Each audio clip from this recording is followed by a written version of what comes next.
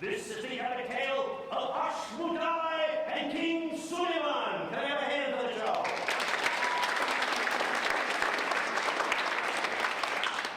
You who are acquainted with the ancient texts know that Suleiman assumed the crown of the chosen people of Yahweh under the stipulation, you are to build the temple.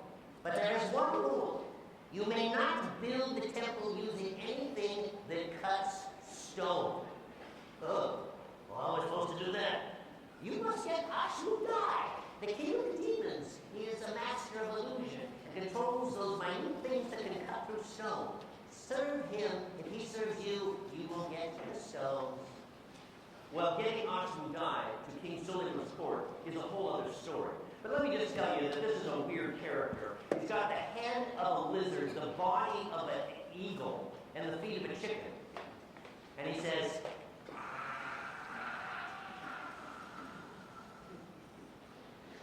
I will help you. It will take 7 years, my lord. 7 long years.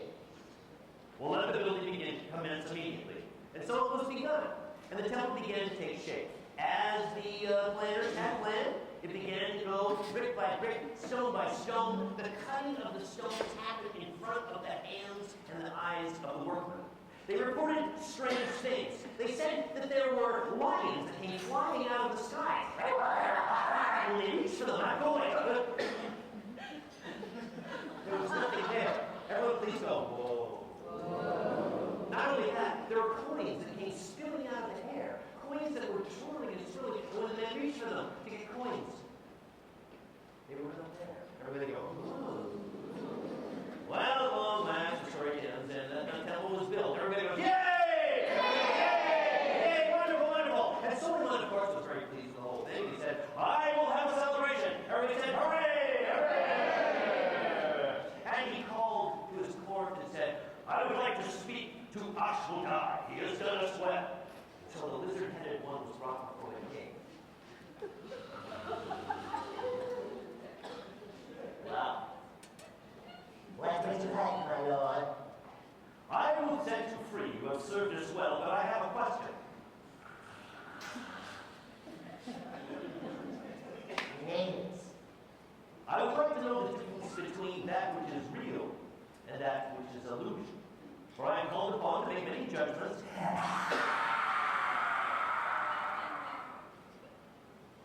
It can be done. You must first give me the ring upon your finger. Everybody go, whoa! No! Not the ring! Not the ring! This was a ring that was given to him by his father, David. You know, the one that threw the stone and killed Goliath. You remember the story. But there was blood upon his hands, so he could not build the temple. He could give his son a ring. The ring on the inside of which was inscribed with the unutterable name of the Most High. The ring that his father gave him and said, never take this ring from your finger, for if you take it off of your finger, he who controls the ring controls you.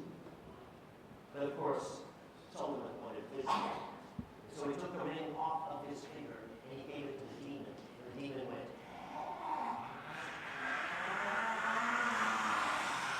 and the world began to twirl, and Solomon was thrown to the ground. And when Solomon stood up, he was standing in a different land, in a different place. And he walked around and said, my name is Suleiman, I'm the king of Jerusalem. People said, where? Who? You? You look like a bum to me. 3 days later, he was a really hungry bum, and he let his belly take him to a door. He opened the door, and when he walked inside of what seemed to be a kitchen. It smelled wonderful. And suddenly there was a man in front of him who said, well, just don't stand there. There's lots of things to do. We've got a meal to get ready for the king. A meal to get ready for the king? Well, one day the cook was sick.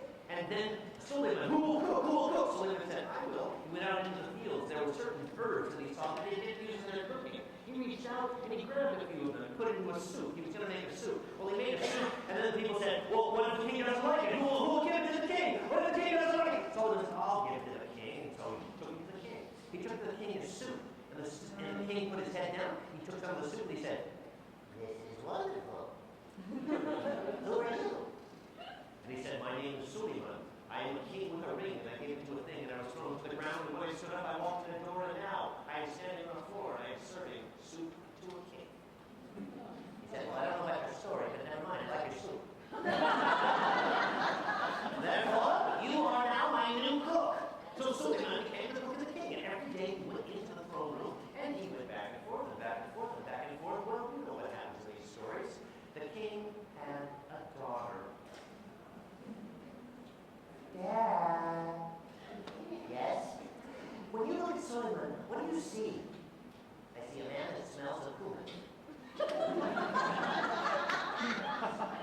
You must look closer, for I have talked with him a great deal. Oh, Daddy, he is wise. He is handsome. He is witty. He says that he's a king. I think he is. And he has become king of my heart. What? You want to marry a cook?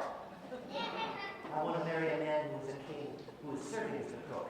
Never! Not in my kingdom! Daddy, I'll do what I want. I'm not your baby anymore. I can marry anybody I want to.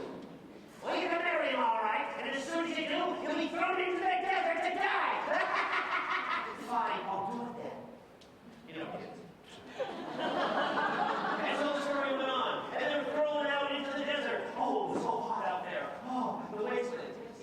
Oh, the waves in it. Oh, the waves in it. Here they go. Hot as heck, hot as heck. She was fading. Suleiman was a wise man. He saw there was one tree. He went to the tree. He dug to the tree. He found water. He found a bigger water. He kept getting deeper. And pretty soon, 3 years later, he had an oasis, and he had a little tent. And he had 3 kids, and there were caravans pulling in there morning, night, and noon. He had to have a concessionaire. He was selling a storytelling festival. I was thinking that would be a lot of fun.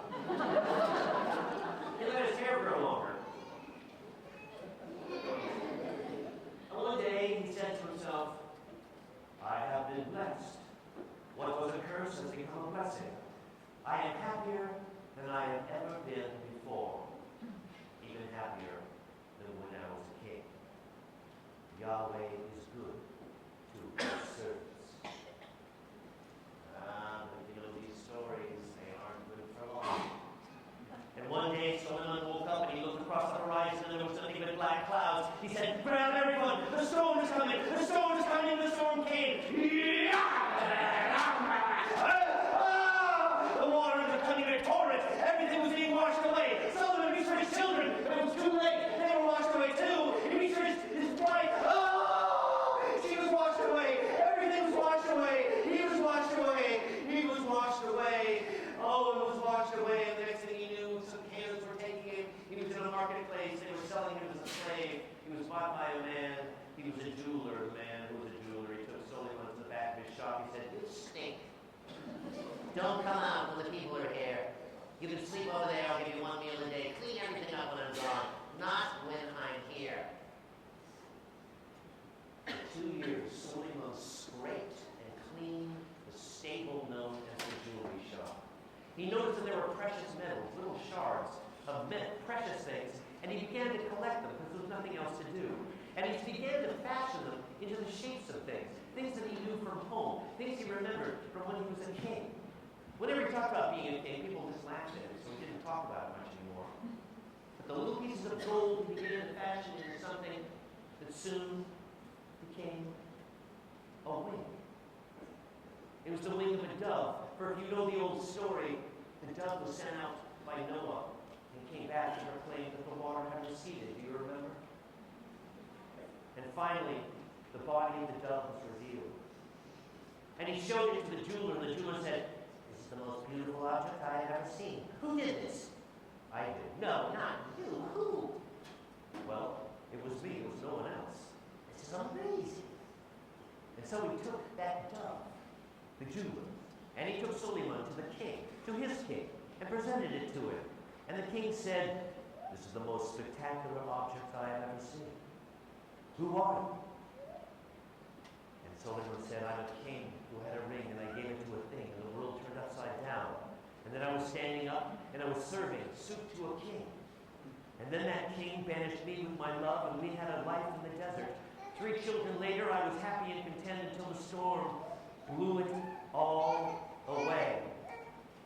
And for 3 years, I have labored and saved the gold to fashion this image of hope, this dove, to remind me that God has a promise, and there could be another day. Something else may come of this. I am king in this land, and I can give you anything you want.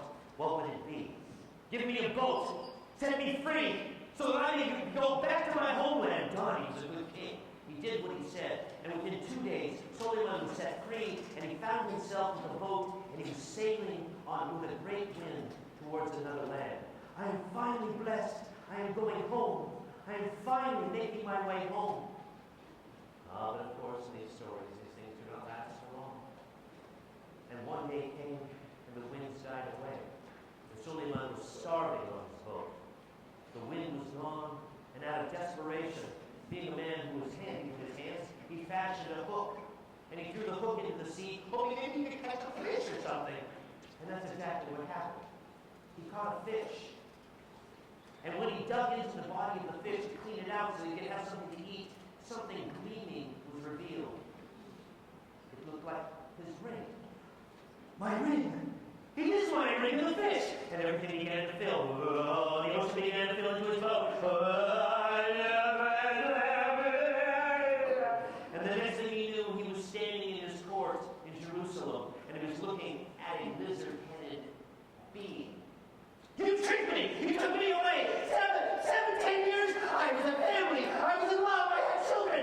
All the people of the court said, "No, my lord, you just put your head down and you seemed to collapse." And then he came out. He said, "I had a ring, and I gave it to a thing. And then the thing took it away, and he turned it upside down. And when it stood up, I was serving soup to a king. The daughter loved me. We escaped to an oasis. There we lived content, but till the tribe came. The big illusion, everything was washed. Out of desperation, I fashioned a dove to remind me of home. And then I was given a boat, and then I found a fish. That is my tale. It has taken years. Don't tell me that I was only gone a moment." And when he looked up there with those eyes,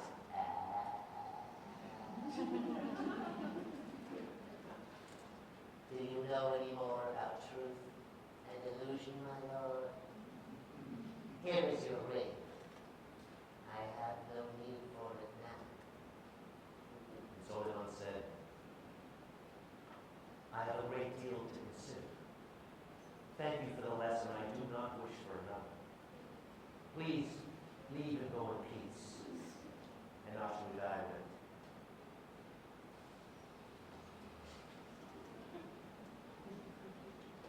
And the story begins without giving us the answer of what is true and what is not. What is true? What is illusion? What can take us deeper? Do we live with a plan, or do we live just